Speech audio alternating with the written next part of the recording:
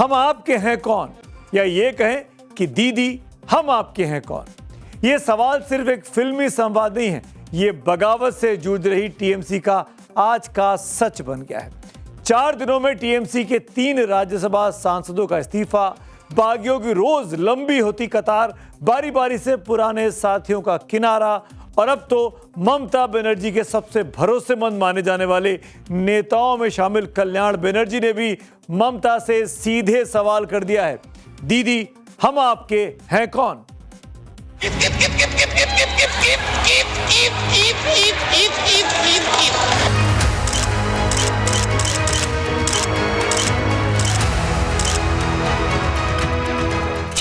ममता को कल्याण बनर्जी का open challenge, Abhishek Banerjee से कल्याण का रिवेंज। दीदी को बोल लो अभिषेक बनर्जी है, दीदी चूज कर लीजिए, क्योंकि अभिषेक बनर्जी के लिए पार्टी में बहुत कुछ हो गया।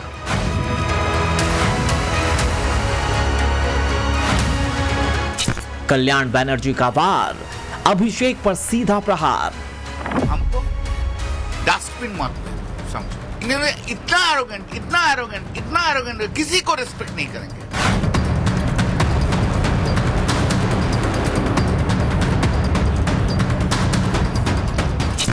टीएमसी में बागियों की लंबी कतार, बगावत से ममता कैसे पाएंगी पार। इस तरह का रिजल्ट ये पहली बार हुआ है, तो जिम्मेदारी से परे होना नहीं चाहिए। जिम्मेदारी लेके, रिस्पॉन्सिबिलिटी लेके पद छोड़ देना ही मैं अच्छा समझा।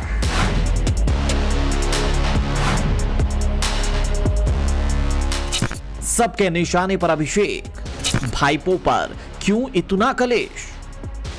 दीदी को जिम्मेदारी लेनी पड़ेगी। ऐसे एक व्यक्ति जिसका योग्यता नहीं है, उसको प्रतिष्ठित करने के लिए दीदी ने अपनी आंख मूंद ली थी उनके हर दुष्कर्म के साथ।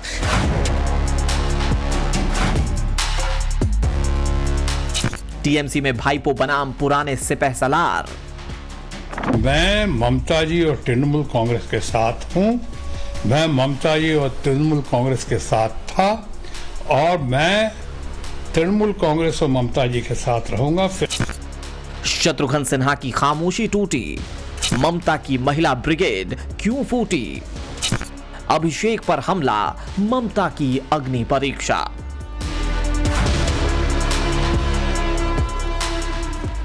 जहाँ यही लगभग हर बागी पूछ रहा है ममता दीदी से कि हम आपके हैं कौन। ममता की सबसे बड़ी अग्नि परीक्षा अपनी पार्टी टीएमसी को बचाने की है। ममता बनर्जी ने जिन कल्याण बनर्जी को चीफ विप बनाने के लिए 40 साल पुरानी सहयोगी काकुली घोष दस्तेदार को उनके पद से हटा दिया था, अब वही कल्याण बनर्जी भी आज बगावत का झंडा बुलंद करते दिखाई दिए। कल्याण बनर्जी ने आज ममता बनर्जी को सीधा अल्टीमेटम दे दिया कि या तो वो अभिषेक को चुन ले, अपने भतीजे को, या फिर उनके जैसे वफादारों को। हम उनका मैटर तो नहीं करेंगे। फिर उनका एरोगेंसी, उनका बिहेवियर ये अनटॉलरेबल हो गया। इस टाइम में हम दीदी का पास खड़ा है, आप लोग देख रहे हैं, हर जगह हम जा रहे हैं, रिस्क लेके जा रहे हैं, तब भी उसको डिसरेस्पेक्ट करने का आदत नहीं बदला। वो सबको समझता है वो जो कैमक स्ट्रीट का इन्होंने इतना एरोगेंट, किसी को रिस्पेक्ट नहीं करेंगे। मर्जी माफी, इसको सरा उसको रखो, इसको सरा उसको रखो। तो हम छोड़ दिया है। हम भी सुबह डायरेक्ट को बोल दिया, दीदी को बोल लो अभिषेक बनर्जी है, दीदी चूज कर लीजिए, क्योंकि अभिषेक बनर्जी के लिए पार्टी में बहुत कुछ हो गया। अभी दीदी अभिषेक बनर्जी लेके चलेगा नहीं, मेरा माफी वर्कर के लेके चलेगा, यही मेरा देखना है। डिसरेस्पेक्ट नहीं किया है, अभिषेक बनर्जी ने डिसरेस्पेक्ट किया है, पार्टी ने नहीं डिसरेस्पेक्ट किया है। पार्टी का अलग मैटर नहीं कर रहा है, अभी उदयन गो का मैटर किया, 2 मैटर किया, अलग का मैटर कर रहा है। पार्टी तो अभिषेक नहीं है, पार्टी तो अलग है। इसलिए हम दीदी को बस आप सोच लीजिए कौन किसको श्लोक के लिए चलेंगे। अभिषेक बनर्जी का माफिक आदमी के लिए चलेंगे तो हम नहीं है आपका साथ। कोलकाता में दरअसल अभिषेक बनर्जी पर नकली दस्तखत का एक मामला अदालत में चल रहा है। उस नकली दस्तखत वाले मामले में कल्याण बनर्जी अभिषेक बनर्जी का वकील हैं और कल्याण बनर्जी आज ये इल्जाम लगा रहे हैं कि वो कोर्ट में घंटों इंतजार करते रहते हैं। 1 तारीख, 2 तारीख, 3 तारीख निकल गई, लेकिन अभिषेक बनर्जी ना आते हैं ना बताते हैं और ऊपर से नया वकील खड़ा कर देते हैं। उनको अपमानजनक लगा, इसीलिए आज बहुत गुस्से में थे कल्याण बनर्जी, जो अपने गुस्से की वजह से वैसे ही काफी ज्यादा सुर्खियां बटोरते रहे। आपको याद दिलाऊं, टीएमसी में टूट के बीच ममता बनर्जी ने 3 दिन पहले ही कल्याण दादा को काकोली घोष की जगह लोकसभा में चीफ व्हिप बनाया था। ममता बनर्जी ने लोकसभा स्पीकर ओम बिरला को चिट्ठी लिखकर कहा था कि इसे तत्काल प्रभाव से लागू कर दिया जाए। अब वही कल्याण बनर्जी ममता से किसी एक को चुनने की चुनौती दे रहे हैं। ये वही कल्याण बनर्जी है जिन पर हमला होने के बाद ममता बनर्जी उन्हें देखने के लिए उनके घर तक गई थी। ये तस्वीर देखिए, आपको याद आएगा। दरअसल कल्याण बनर्जी की नाराजगी की वजह टीएमसी का फर्जी साइन वाला मामला है। कल्याण बनर्जी के बेटे शीर्षान्य के मुताबिक उन्हें आधी रात को यह पता चला कि फर्जी साइन केस से जुड़े वकील अचानक बदल दिए गए। कल्याण बनर्जी के बेटे जिस केस का जिक्र कर रहे हैं, उस केस में आज ही कलकत्ता हाई कोर्ट से अभिषेक बनर्जी को थोड़ी राहत भी मिली है। कोर्ट ने अंतरिम सुरक्षा देते हुए अभिषेक बनर्जी के खिलाफ किसी भी प्रकार की कार्रवाई पर फिलहाल रोक लगाई है। हालांकि कोर्ट ने उन्हें यह भी निर्देश दिया कि वह आज शाम 6 बजे तक सीआईडी के सामने पेश हो। अभिषेक बनर्जी 6 दिन से दिल्ली में थे। कोर्ट के आदेश को मानते हुए आज वो दिल्ली से कोलकाता पहुंचे और सीआईडी के सामने पेश हुए। तस्वीरें कुछ देर पहले की 5:50 के आसपास की, जब वो सीआईडी के सामने पेश होने गए थे। सीआईडी के दफ्तर पहुंचे हैं अभिषेक बनर्जी और ठीक 6 बजे से पहले उन्हें कहा गया था उन्हें यहां पर पेश होना होगा और 6 बजे से पहले ही वो पहुंचे हैं। साथ ही सीआईडी के सूत्र बताते हैं कि उन्हें वही रेजोल्यूशन बुक यहां पर लानी होगी जिसमें उनके भी दस्तखत है और साथ ही वो प्रपोजर भी है और उसी से जो है हैंडराइटिंग मैच नहीं करने का आरोप तृणमूल कांग्रेस के 2 विधायक ने लगाया था। साथ ही हम दिखा रहे हैं कि इस सीआईडी के दफ्तर में किस तरीके से सुरक्षा इंतजाम को पुख्ता किया गया है। बड़ी संख्या में यहां पर पुलिस कर्मियों को तैनात किया गया है और साथ ही सीनियर ऑफिसर्स भी मौजूद थे और इस बीच अभिषेक बनर्जी पहुंच गए हैं सीआईडी के दफ्तर। अभिषेक बनर्जी पर कोर्ट कचहरी के चक्कर अब लगते रहेंगे, लेकिन पार्टी के हर बागी नेताओं के निशाने पर इस वक्त अभिषेक बनर्जी ही है। वो चाहे बंगाल विधानसभा में बगावत की चिंगारी भड़काने वाले ऋतुपत बनर्जी हो या फिर टीएमसी के बागी सांसद। अब तो कल्याण बनर्जी ने भी अभिषेक पर ही टीएमसी की दुर्गति का ठीकरा फोड़ा है। शेख अभिषेक, यानी पूरी पार्टी को शेक कर दिया, हिला के रख दिया अभिषेक बनर्जी ने। यही इल्जाम तमाम लोग लगा रहे हैं जो आज नाराज हैं, बागी हो गए हैं।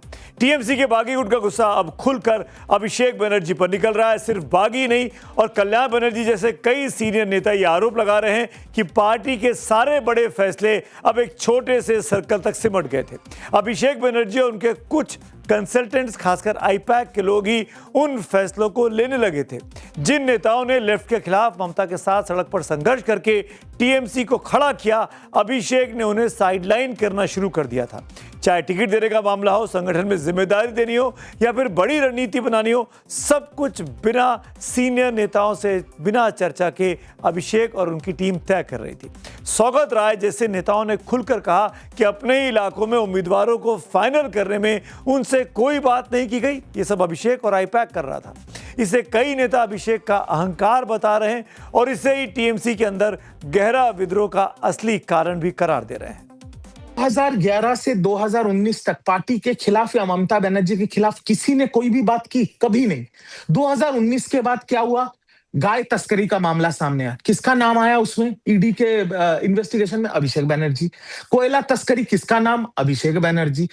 टीचर्स रिक्रूटमेंट स्कैम, किसका नाम? अभिषेक बनर्जी। अपने विधायकों का साइन फर्जी साइन करने में किसका नाम? अभिषेक बनर्जी।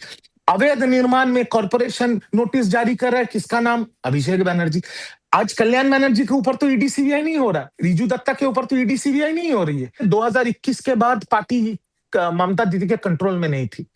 पार्टी से लेके पूरा स्टेट का एडमिनिस्ट्रेशन, सारा चीज अभिषेक बनर्जी के हाथ में चला गया था। और क्योंकि ममता दीदी का अंधा सपोर्ट था उनके ऊपर, इसीलिए पार्टी के वरिष्ठ नेता हो, सांसद हो, विधायक हो या हमारे जैसे कार्यकर्ता हो, किसी की मुंह खोलने की कोई जुर्रत नहीं थी या कोई जगह भी नहीं था। किसी भी राजनीतिक दल के लिए सबसे बड़ा संकट तब पैदा होता है जब विरोधी नहीं बल्कि अपने लोग सवाल पूछने लगे। कल्याण बनर्जी जैसे नेताओं के चैलेंज को पर्सनल कमेंट नहीं माना जा सकता। वे उस व्यापक असंतोष की झलक हो सकती है जो टीएमसी के भीतर धीरे धीरे आकर लेता है। टीएमसी के सामने चुनौती पार्टी में जो ममता के साथ हैं उनके साथ तालमेल बनाए रखने की भी है। ममता बनर्जी का नेतृत्व अभी भी पार्टी की सबसे बड़ी ताकत मानी जा सकती है, लेकिन उन्हें यह अब तय करना होगा कि पुराने नेताओं और उनके भतीजे अभिषेक बनर्जी के बीच खाई इतनी चौड़ी ना हो जाए कि उसे पाटना उनके लिए भी मुश्किल हो जाए, क्योंकि आखिरकार हर राजनीतिक दल की स्थिरता इस बात पर निर्भर करती है कि उसके कार्यकर्ता और नेता खुद को उस दल का कितना महसूस करते हैं। जब ये भावना कमजोर पड़ती है तब सबसे वफादार साथी भी पूछने लगते हैं, हम आपके हैं कौन? तो दिखाई जा रहा है। इनको कोई नाराजगी था, पहले वो बोल नहीं पाते, अभी बोलते हैं, रिजाइन करते हैं, बीजेपी उसका देते हैं, ये सब मिलके ये होता। इधर तृणमूल कांग्रेस को आज एक और बड़ा इस्तीफे का वाला झटका लगा। आज टीएमसी के राज्यसभा सांसद प्रकाश चिक बड़ैक ने इस्तीफा दे दिया। पिछले 4 दिनों में टीएमसी के 13 में से 3 राज्यसभा सांसदों ने ममता का साथ छोड़ा है, राज्यसभा की सीट से भी इस्तीफा दे दिया है। अपना पाला पूरी तरीके से बदल चुके हैं। इससे पहले आपको याद होगा कल सुष्मिता देव ने रिजाइन किया था और 8 जून को सुखेंदु शेखर रॉय जो कि वरिष्ठ नेता है पार्टी के, उन्होंने भी राज्यसभा की मेंबरशिप और पार्टी दोनों से त्याग पत्र दे दिया था।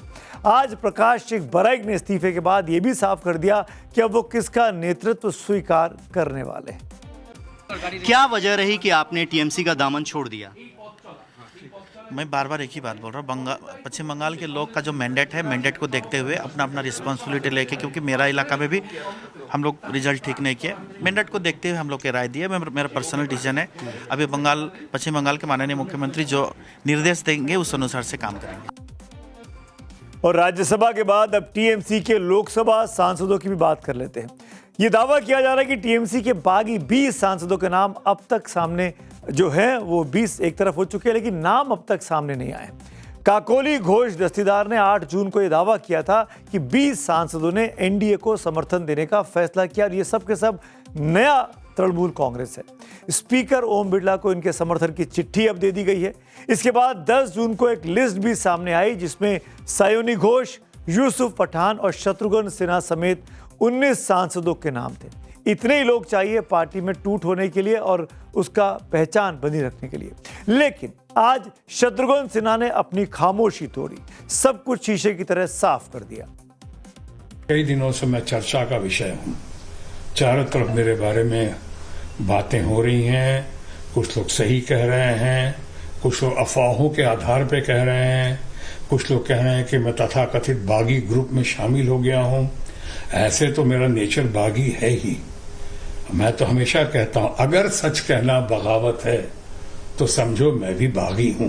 बात यह है कि ममता जी ने जिन्होंने मेरे दुख में साथ दिया, मेरे दुख की घड़ी में साथ दिया, तकलीफ की घड़ी में मेरा साथ दिया, मैं आज उनकी दुख की घड़ी में, उनकी तकलीफ की घड़ी में मैं ममता जी का साथ नहीं छोड़ सकता हूं। ममता जी ने जब मुसीबत की घड़ी थी मेरी, यानी जब पटना का चुनाव, जो बहुत लोगों को पता है, पटना का चुनाव जब मैं हारा या हराया गया कुछ कारणों से, उसके बाद कोई सामने नहीं आया था। और अभी चंद साल पहले की बात है, 19 की बात है मेरा ख्याल है, और कोई सामने नहीं आया। एक ही महिला, एक ही नेत्री, एक ही नेता ममता बनर्जी मेरे सामने आई। सामने आया नहीं, उन्होंने मेरी हौसला अफजाई की। ममता जी ने फिर से पुनरुत्थान की है। फिर से वो स्ट्रीट फाइटर हैं, जमीन से जुड़ी हुई नेता या नेत्री हैं। वो आज उन्होंने बहुत कुछ साबित करके दिखा दिया है। आज की घड़ी में भी ममता जी के पास 41% से ज्यादा वोट्स हैं। उनके पास जबरदस्त समर्थन है।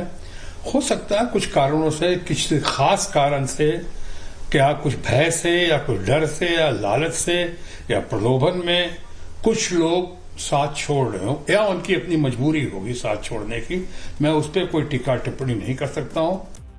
शत्रुघ्न सिन्हा ने तो अपना स्टैंड क्लियर कर दिया, लेकिन ममता के लिए एक नारी सब पर भारी कहने वाली सयानी घोष अपना स्टेटस क्यों नहीं क्लियर कर रही हैं? काकोली घोष तहसीलदार ने पहले ही इशारा किया था कि सयानी घोष, माला रॉय और जून मालिया उनके खेमे यानी बागी खेमे में शामिल होने वाली हैं, लेकिन इसे लेकर सयानी घोष ने माला रॉय ने कुछ भी अब तक नहीं कहा है। सवाल है, जैसे शत्रुघ्न सिन्हा सामने आए, उन्होंने तमाम कंफ्यूजन को दूर किया और ये साफ कर दिया कि भाई वो ममता दीदी के साथ हैं, बागी खेमे के साथ नहीं है। ऐसे में ये सवाल उठता है कि ये जो 3 नेता दिख रही हैं स्क्रीन पर आपको, ये क्यों नहीं क्लियर कर रही हैं कि वो है कहाँ? इनकी चुप्पी जो है वो इन तमाम जो खामोशी है, जो चुप्पी है, ये बहुत से अटकलों को जन्म दे रही है। शत्रुघ्न सिन्हा की खामोशी तो टूट गई, लेकिन इनकी जुबान पर ताला क्यों लगा हुआ है? आज सयानी घोष कोलकाता के एयरपोर्ट पर दिखी, उनकी तस्वीर देखिए, उनके बारे में आप देखकर चौंक जाएंगे।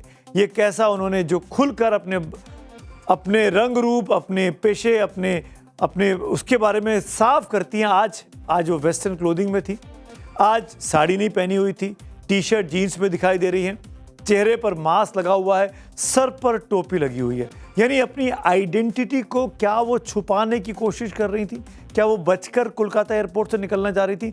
मैं ये इसलिए कह रहा हूं कि सयानी घोष वोकल नेता है, खुलकर बैटिंग करती हैं टीएमसी के लिए। हमने चुनाव प्रचार में देखा, ममता बनर्जी के लिए प्रचार कर रही थी और क्या क्या नहीं कहा था उन्होंने बीजेपी को और बीजेपी के तमाम नेताओं को। लेकिन ये तस्वीरें सयानी घोष और माला रॉय की खामोशी के क्यों है, उसका आंसर शायद इन तस्वीरों से आपको समझ में आएगा।